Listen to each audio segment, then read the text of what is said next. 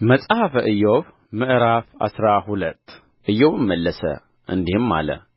በእርግጥ እናንተ ዓይነተኞች ሰዎች ናችሁ፣ ጥበብም ከእናንተ ጋር ይሞታል። ነገር ግን እኔ ደግሞ እንደ እናንተ ማስተዋል አለኝ፣ ከእናንተም የማንስ አይደለሁም። እንደዚህ ያለውን ነገር የማያውቅ ማን ነው? እግዚአብሔርን የጠራሁ እርሱም የመለሰልኝ እኔ ለባልንጀራው መሳለቂያ እንደሚሆን ሰው ሆኛለሁ። ጻድቅና ፍጹም ሰው መሳለቂያ ሆኖአል። ተዘልሎ በሚቀመጥ ሰው አሳብ መከራ ይናቃል። ነገር ግን እግሩን ሊያድጠው ተዘጋጅቶአል። የቀማኞች ድንኳን በደኅንነት ይኖራል። እግዚአብሔርንም የሚያስቈጡ ተዘልለው ተቀምጠዋል። እግዚአብሔር ሁሉን በእጃቸው አምጥቶላቸዋል። አሁን ግን እንስሶችን ጠይቅ ያስተምሩህማል፣ የሰማይንም ወፎች ጠይቅ ይነግሩህማል። ወይም ለምድር ተናገር እርስዋም ታስተምርሃለች። የባሕርም ዓሣዎች ይነግሩሃል። የእግዚአብሔር እጅ ይህን እንዳደረገ ከእነዚህ ሁሉ የማያውቅ ማን ነው? የሕያዋን ሁሉ ነፍስ የሰውም ሁሉ መንፈስ በእጁ ናት። ምላስ መብልን እንደሚቀምስ ጆሮ ቃልን የሚለይ አይደለምን? በሽምግልና ጊዜ ጥበብ፣ በዘመንስ ርዝመት ማስተዋል ይገኛል። በእግዚአብሔር ዘንድ ጥበብና ኃይል አለ። ለእርሱ ምክርና ማስተዋል አለው። እነሆ ይፈርሳል፣ የፈረሰውም ተመልሶ አይሠራም። በሰውም ቢዘጋበት የሚከፍትለት የለም። እነሆ ውኆች ይከለክላል፣ እነርሱም ይደርቃሉ። እንደ ገና ይሰድዳቸዋል፣ ምድሪቱንም ይገለብጣሉ። ኃይልና ጥበብ በእርሱ ዘንድ ናቸው። የሚስተውና የሚያስተው ለእርሱ ናቸው። መካሮችንም እንደ ዘረፋ ይወስዳቸዋል፣ ፈራጆችንም ያሳብዳል። የነገሥታትንም እስራት ይፈታል፣ ወገባቸውንም በመታጠቂያ ያስራቸዋል። ካህናትን እንደ ዘረፋ ይወስዳቸዋል፣ ኃያላንንም ይገለብጣቸዋል።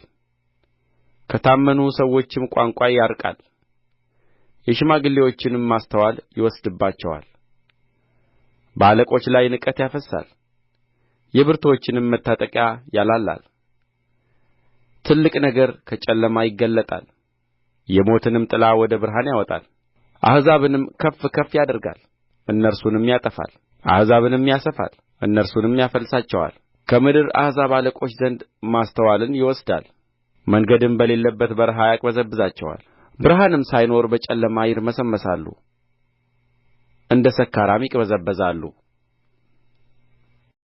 መጽሐፈ ኢዮብ ምዕራፍ 13 እነሆ ይህን ሁሉ ዓይኔ አየች፣ ጆሮዬም ሰምታ አስተዋለችው።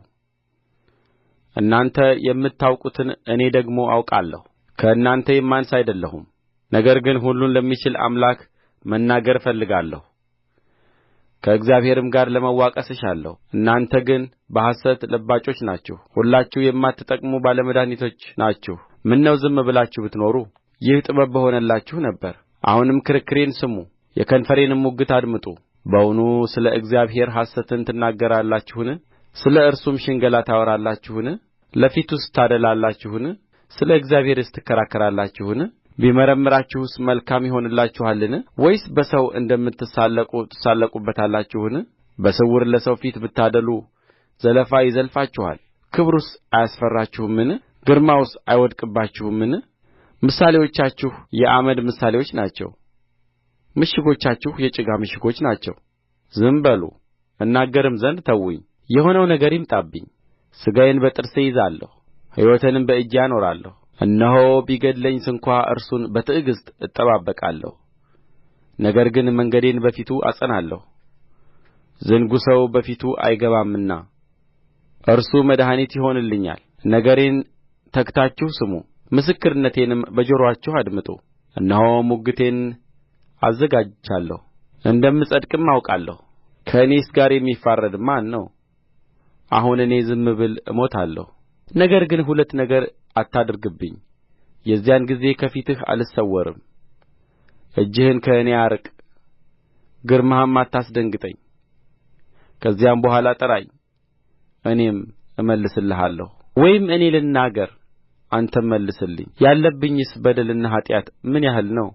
መተላለፌንና ኃጢአቴን አስታውቀኝ። ፊትህን ከእኔ የሰወርህ እንደ ጠላትህም የቈጠርኸኝ ስለ ምንድር ነው? የረገፈውን ቅጠል ታስጨንቃለህን? ወይስ የደረቀውን ዕብቅ ታሳድዳለህን? የመረረ ነገር ጽፈህብኛልና የሕፃንነቴንም ኃጢአት ታወርሰኛለህ። እግሬንም በእግር ግንድ አግብተሃል፣ መንገዴንም ሁሉ መርምረሃል። የእግሬን ፍለጋ ወስነሃል። እኔ እንደሚጠፋ በስባሳ ነገር ብልም እንደሚበላው ልብስ ነኝ።